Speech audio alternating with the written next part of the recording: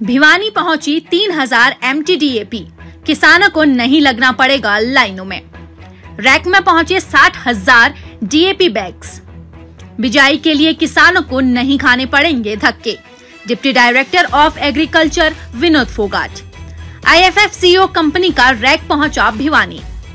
Saudi अरब से पहुंचा DAP खाद का रैक भिवानी।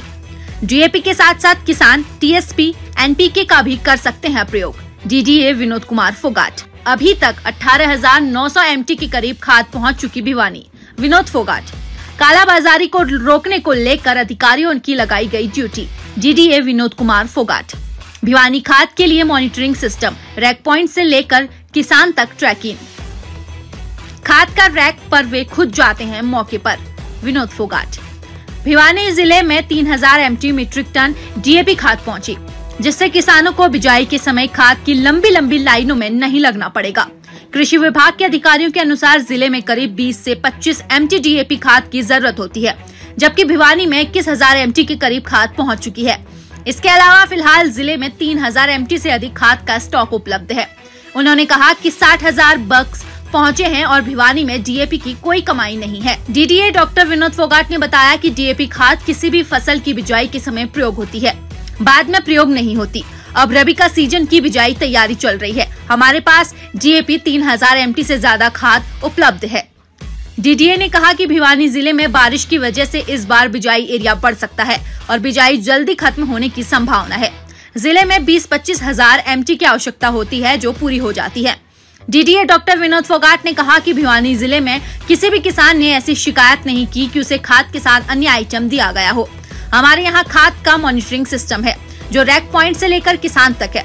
रैक पर वे खुद जाते हैं, साथ ही SMS व QCI भी मौजूद रहते हैं। इसके बाद जैसे ही ट्रक वहाँ से खाद लेकर निकलता है तो उसकी सूचना आगे देते हैं। आगे हमारा अधिकारी खड़ा होकर खाद को बंटवाता है।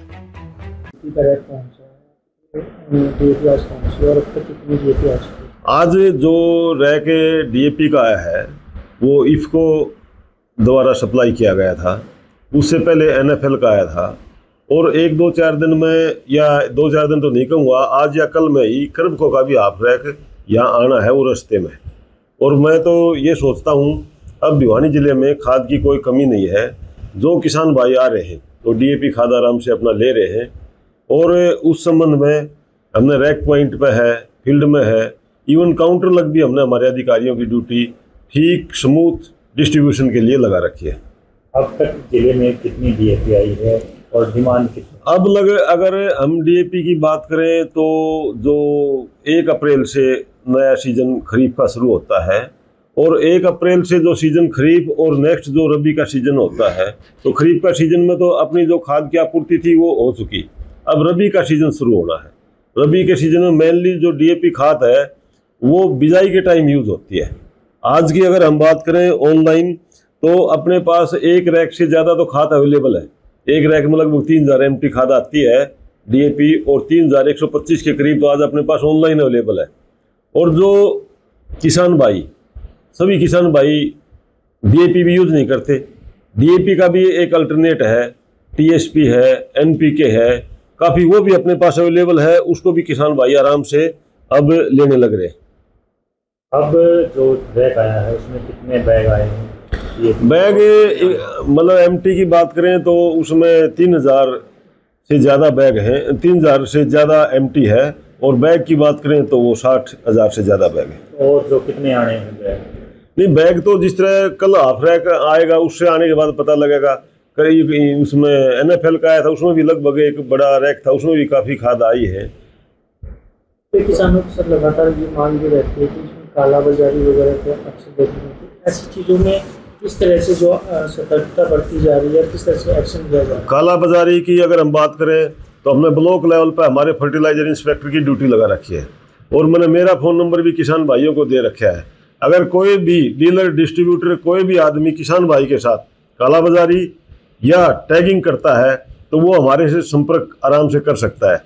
जो किसान भाई टेलीफोन करते हैं या कोई शिकायत करते हैं उसको पर हम कार्रवाई 100% करते हैं। और मैं इस बारे में बिल्कुल सुनिश्चित हूँ भिवानी जिले में किसी प्रकार की कालाबाजारी या टैगिंग नहीं हो रही है।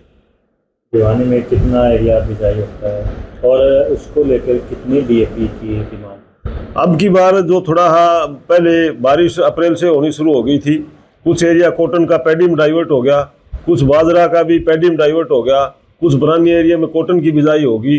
तो अब की बार एरिया में थोड़ी ही हमें लग रहा है कि कुछ ऊपर नीचे होगा।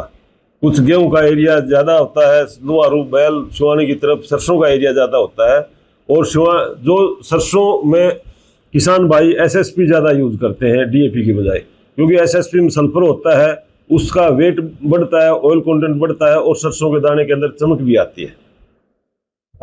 अगर किसी किसान भाई को डीएपी की दिक्कत आती है, हर ब्लॉक के हमने नंबर जारी कर रखे हैं, डीएम एफेड से भी हम लगातार संपर्क में हैं, और जो किसान भाई डीएपी की दिक्कत महसूस करता है तो उन नंबरों पर संपर्क कर सकता है।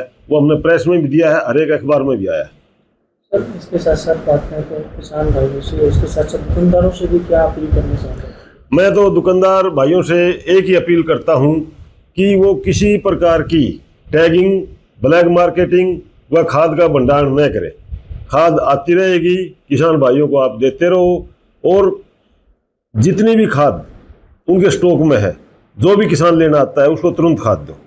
बावजूद इसके अगर कोई इस तरह के काम में शामिल पाया जाता है तो उस दुकानदार के खिलाफ किस तरह की कार्रवाई? अगर कोई इस तरह के गलत काम में टैगिंग और ब्लैक मार्केटिंग में संलिप्त पाया जाता है या पाया गया, तो उसका जो भी जिस लेवल का वो लापरवाही कर रहा है या कोई क्राइम कर रहा है, तो उसके ऊपर उसी हिसाब से कार्रवाई की जाती है।